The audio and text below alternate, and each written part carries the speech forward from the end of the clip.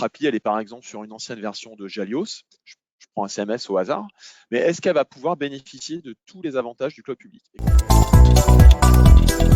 Le site Sandaya.fr est avant tout notre plateforme B2C. Un focus sur le chiffre d'affaires. Avant 2017, les ventes réalisées via le site web Sandaya.fr représentaient moins de 30% du chiffre d'affaires global, avec un CA web de 16 millions. Donc 4 ans plus tard, le CA web est passé à 85 millions, ce qui représente en 2021 75% du chiffre d'affaires du groupe. Comment réduire, voire faire disparaître le temps d'indisponibilité en cas de défaillance matérielle, et comment augmenter la capacité d'accueil du site en accord calqué avec la croissance du groupe, avec une métrique qu'on pourrait dire de manière empirique, tous les 3 ans, l'audience est multipliée par 2.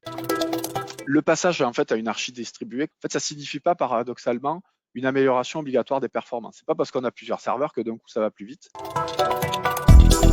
Le premier cas d'usage, c'est une entreprise canadienne qui s'appelle Talent. C'est un site de recherche d'emploi. On parle de 70 millions de visites par mois. La logique dans laquelle le public cloud est utilisé, c'est principalement pour faire face à des variations de trafic qui peuvent être quotidiennes. L'autre exemple, ça va être la partie cloud native, un e-commerçant et qui vend des produits principalement pour la maison et qui a décidé justement pour augmenter sa visibilité de faire de la pub pendant les matchs de foot.